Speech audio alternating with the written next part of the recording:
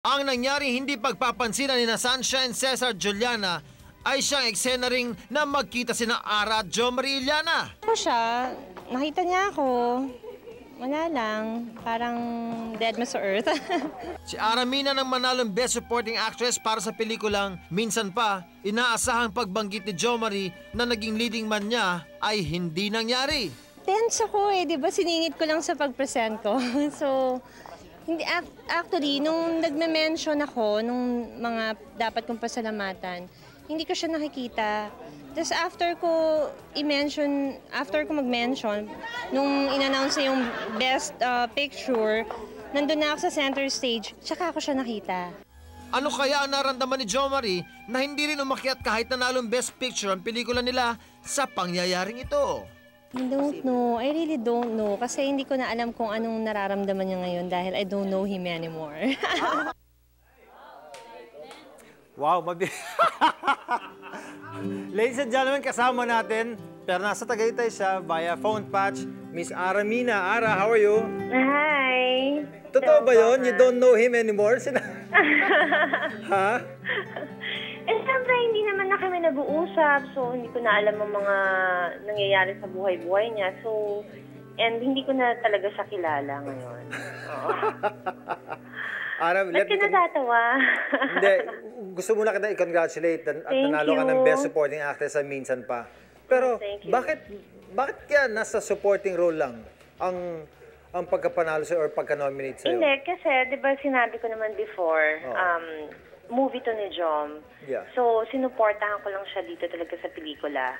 Dahil yung story talaga umiikot sa kanya.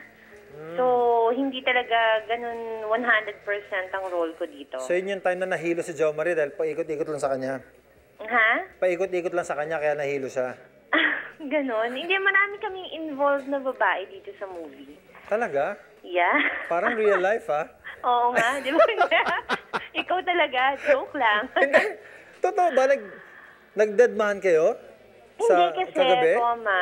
nasa nanggaling ako sa backstage. Okay. So, hindi ako nanggaling sa audience. So, wala rin chance na magkasalubong kami or mag-greet. Ang pangit naman, nag-thank you yung producer namin at kakaway ako sa kanya ng ganun from stage, di ba? Oo.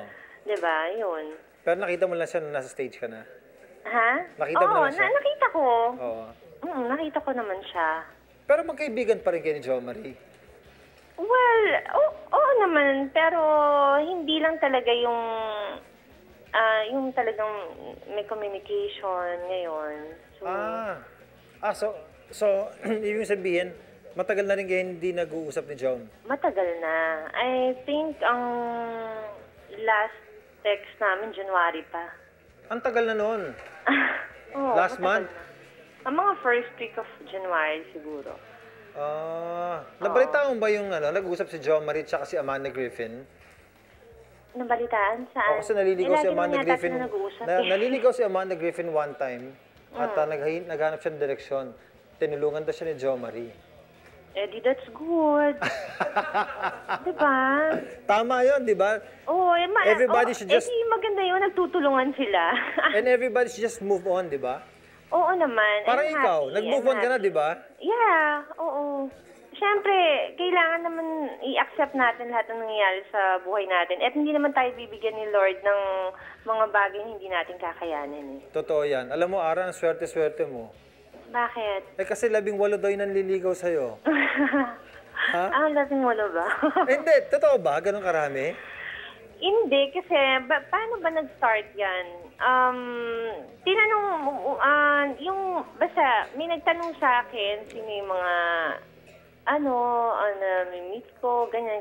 Tapos parang, yung pala, hindi nila alam, hindi ko pala alam, binibilang na pala nila. Ganon? Na, sabi ko, may nagte-text, ganyan. Tapos, syempre, hindi ko naman sinasabing nanliligaw silang lahat, pero nakikipag-friend sila. Pero ang napupusuan mo ay isang? Ha? Isang basketball player? Ha? Totoo ba? Yan ang usap-usapan dito. Ito, naririnig ko lang, ha? Basketball player? Some noble guy. Hindi, marami akong kaibigang basketball player. Noble ba? Sino yan? Hoy, Diyos ko, wag naman, nakakahiya. kaya kasi hindi So, naman minus sila that, mga guys, showbiz 70 na na lang. tao di Oo ba? nga. So, huwag na natin sila pag-usapan. Di ba? Pero, happy naman ako kasi marami akong kaibigan. Hindi lang isang basketball player, dalawa. Ganon? Hindi ko alam, hindi ko alam. Hindi mo alam? Oo. Hindi, ewan ko ba't ako nalilink sa kanila? Kasi lumalabas naman kami as group. Kasi syempre, alam nila single ako. So, pag may nagayang kaibigan, so sumasama ako, sinasama nila ako. Masarap Diba? bang maging single?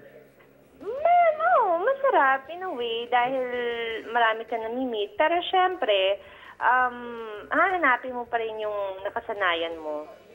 Ano yun? Diba? Yung may special someone ka, diba? May kasama ka, may ka-holding hands, may kayakap. Ganun na rin yun. Sarap pakinggan, no? Oo. And the last one was Jo Marie, no? Hindi talaga. Oo nga. Wala naman ako sinabi. Oo. Kausap ko si Jo Marie kanina kasi. Oo. Tapos tinanong ko kung nagkadedmahan talaga kayo. Ang sabi naman ni Jo Marie, he was doon sa audience at medyo malayo sa stage. Hindi ka naman niya nakita. Tulad nga ng sinabi ko, di ba nga, nanalo ako, hindi ko nga nakuha yung trophy ko. And he hopes that you're doing well. Sabi niya, he hopes that you're doing well. Yes, I am. Yeah. I hope na siya rin. What do you want to tell him? Tell him? Wala. Sana maging happy na siya sa life niya. Malaman na niya talaga kung ano gusto niya sa buhay niya. Oo nga, no?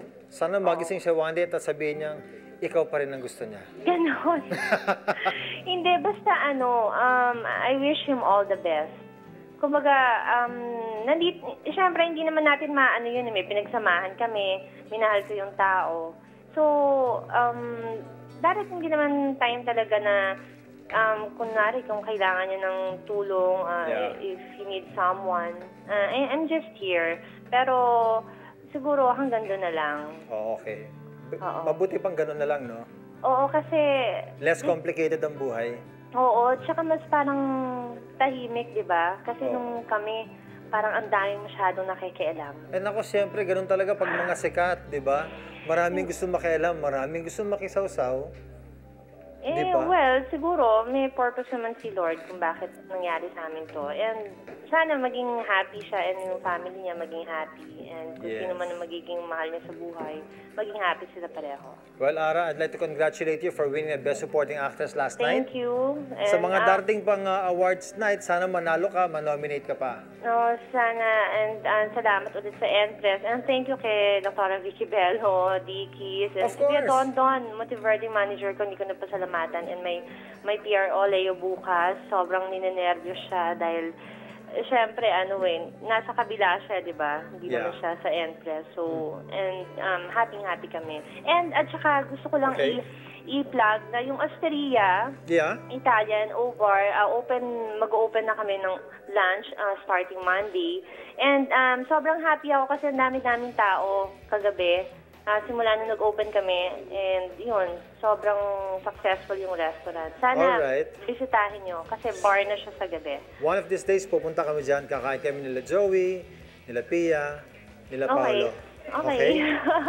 Congratulations sa'yo, more power. Mga kaibigan, yan po si